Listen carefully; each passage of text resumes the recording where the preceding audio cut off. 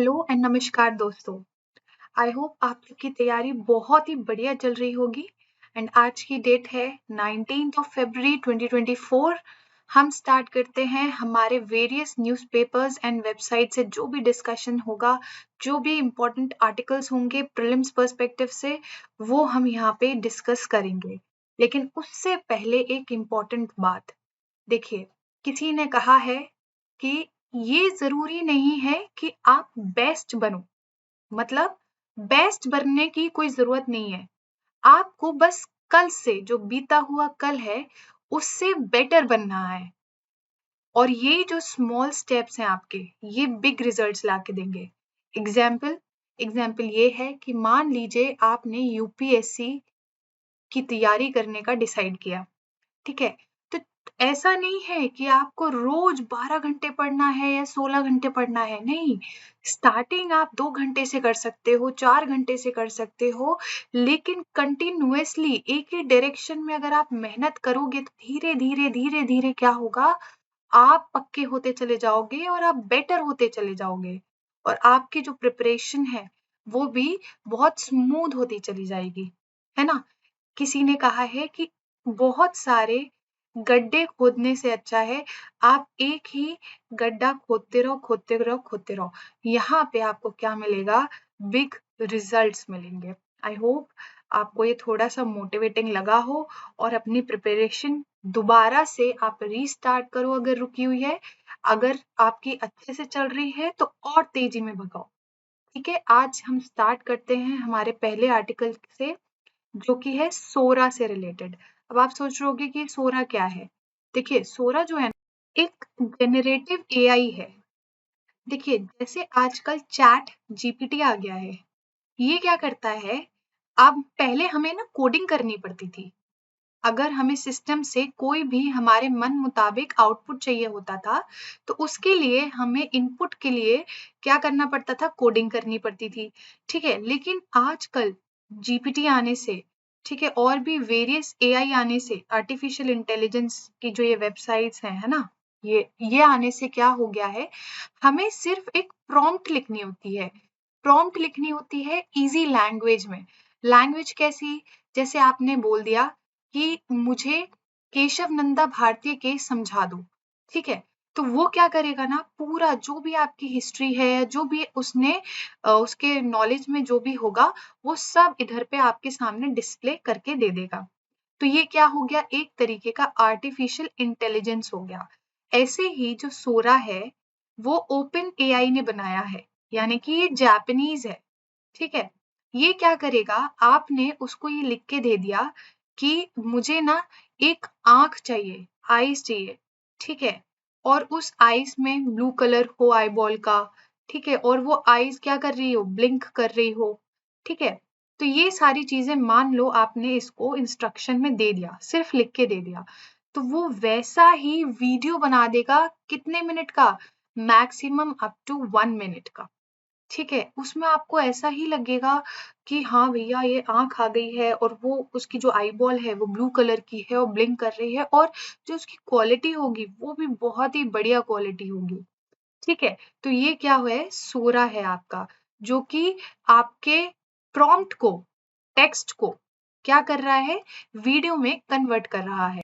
और तो और जो 3D स्पेस में जो ऑब्जेक्ट्स होते हैं ना, वो कैसे मूव कर रहे हैं, उसकी भी कॉम्प्लेक्सिटी ये समझता है और उसको सिंप्लीफाई करता है। फॉर एग्जाम्पल, आपने उसको प्रॉम्प्ट दिया कि मुझे एक डॉग को पार्क में घुमाना है। अब पार्क में क्या होना चाहिए? पेड़ वेड़ होने चाहिए, है ना? तो अगर आप नॉर्मल आप वीडियो अगर जनरेट करोगे तो क्या कर देगा? डॉग को इसके आर पार निकाल देगा पेड़ के। लेकिन ये इतना स्मार्ट है कि यहाँ पे अगर पेड़ है तो ये डॉग को यहाँ से टर्न करवा देगा। तो ये क्या, जितनी भी कॉम्प्लेक्सिटीज है वीडियो जनरेशन में, उसको समझेगा और उसको सिंप्लीफाई भी करेगा, ठीक है? तो ये क्या है? डीप लर्निंग है एक टाइप की, जो कि यूज कर रहा है जेनरेटिव एआई को। समझ में आया? ये काफी इंपॉर्टेंट है, क्योंकि जब से चैट जीपीटी आया है, एक तरीके का रेवोल्यूशन आ गया है कंटेंट में, ठीक है? ऐसे ही अब वीडियो जनरेशन की दुनिया में क्या आया है? सोरा आया है। अब धीरे धीरे इसमें भी बहुत सारे इम्प्रूवमेंट्स होंगे, वो देखा जाएगा। अब हम चलते हैं हमारे नेक्स्ट आर्टिकल की तरफ, जो कि है हमारे बॉर्डर डिस्प्यूट से रिलेटेड। अब ये क्या है? Xiaokang border defence villages. आप जैसे कि जानते हैं हमारा एक नेबर है चाइना। ठीक है, चाइना से हमारे कुछ बॉर्डर डिस्प्यूट्स हैं। हम पहले ये जान लेते हैं कि हमारी बॉर्डर कहाँ कहाँ शेयर होती है। यहाँ पे देखिए अक्साई चीन है ना, और ये लद्दाख वाला, लेह लद्दाख वाला रीजन है। तो ये क्या हो गया हमारा वेस्टर्न सेक्टर। ठीक है, फिर ये मिडिल सेक्टर, उत्तराखंड हिमाचल प्रदेश वाला जो है, ये क्या है आपका मिडिल सेक्टर। ईस्टर्न वाला क्या है? जैसे सिक्किम है ना, अरुणाचल है, ये पूरा कौन सा हो गया आपका ईस्टर्न सेक्टर। तो हम लोग तीन सेक्शंस में या तीन सेक्टर में हम इंडिया और चाइना की बॉर्डर को डिवाइड कर देते हैं। इतना समझ में आया? तो अब ये चीज क्या है जायोकैंग बॉर्डर डिफेंस विलेजेस? देखिए, चाइना ने क्या किया है कि जो आपके बॉर्डर्स हैं, जैसे लद्दाख वाला रीजन हो गया और अरुणाचल प्रदेश वाला जो सेंसिटिव जो आपकी क्या है बॉर्डर्स हैं, वहां पे चाइना ने करीब करीब 628 क्या करे हैं जायोकैंग विलेजेस बना दिए हैं।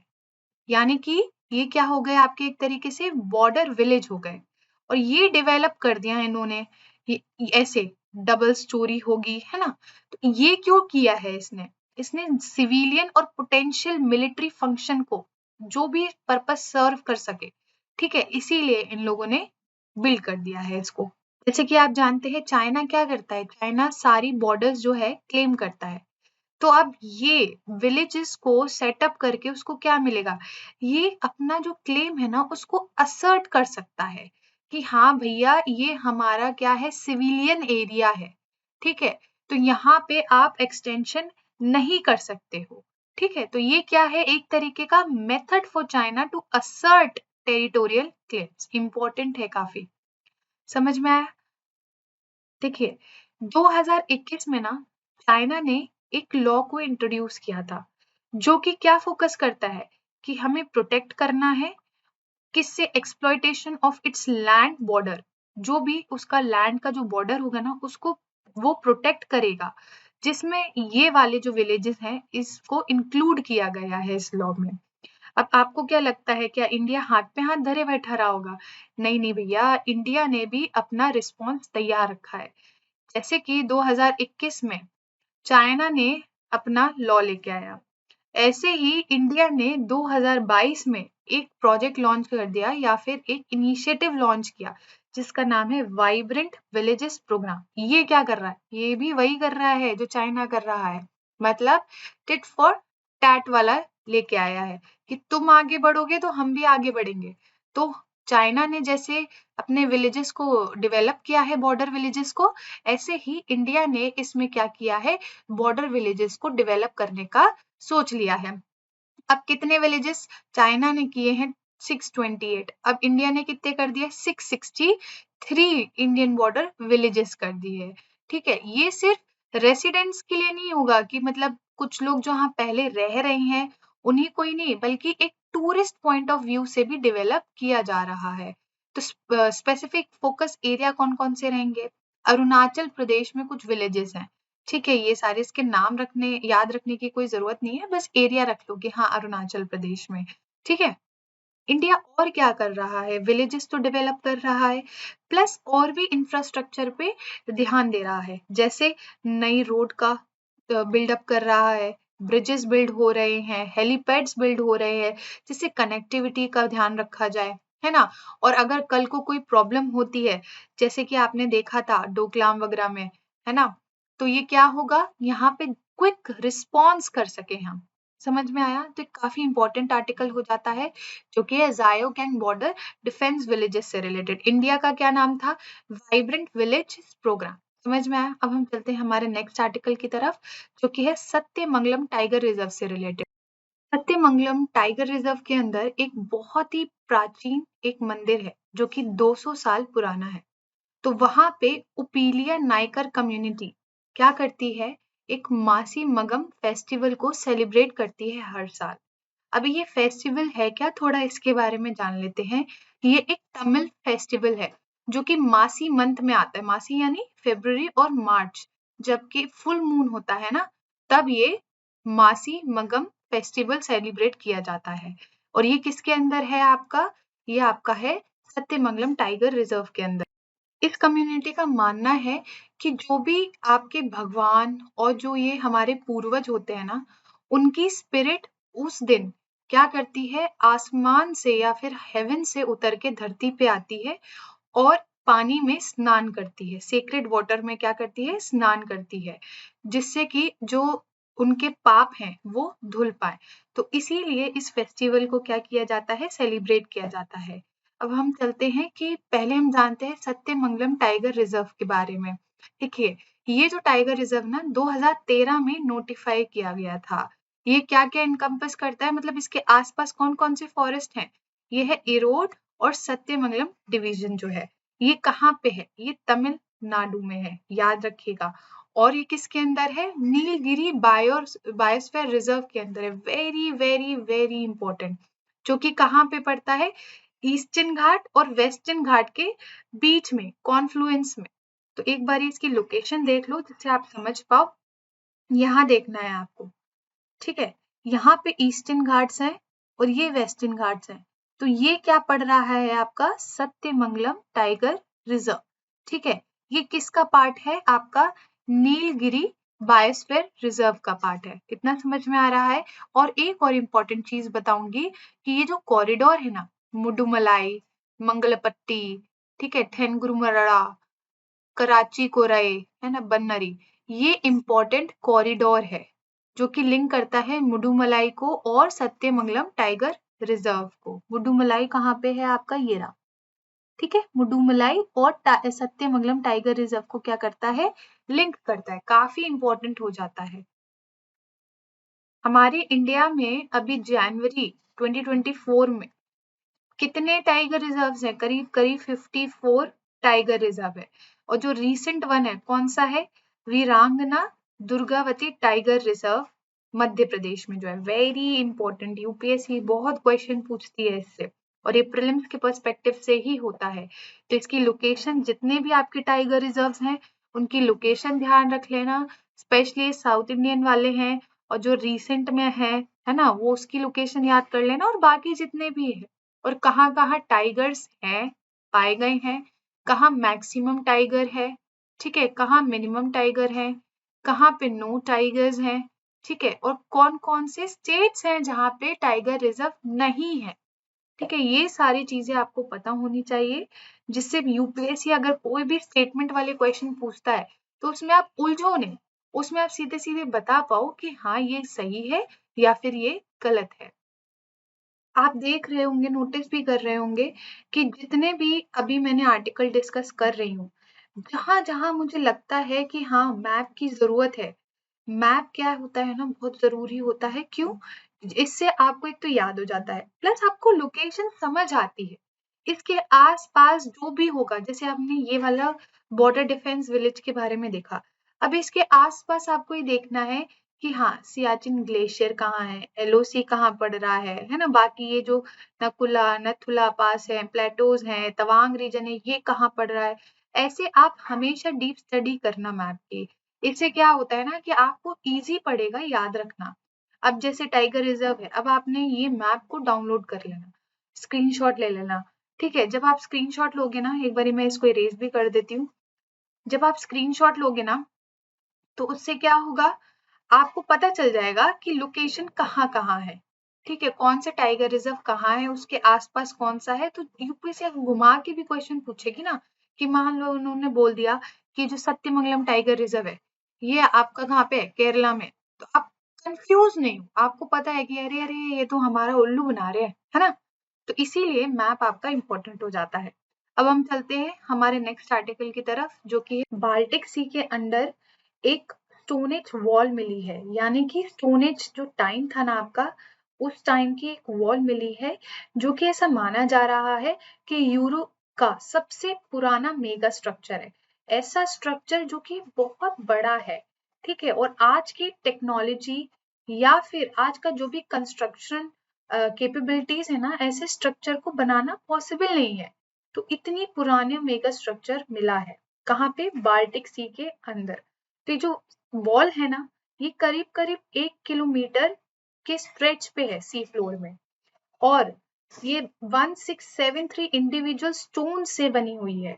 इसका जो शेप और साइज है ना, ये बताता है कि ये नेचुरली नहीं बना है। जैसे आप भी जानते, ज्योग्राफी पढ़ा है आपने, कि कैसे जो कुछ स्ट्रक्चर होते हैं वो नेचुरली बिल्ड हो जाते हैं फॉसिल फ्यूल्स वगैरह, फॉसिल्स से, है ना, और भी जैसे ट्रीज उगाते हैं, लेकिन ये चीज वो नहीं है। ये ऐसा दिखा रहा है कि ये बनाया गया था। किसके द्वारा बनाया गया था? ये हंटर और गैदरर्स, ये शिकार जो करते थे ना, उनके द्वारा बनाया गया था।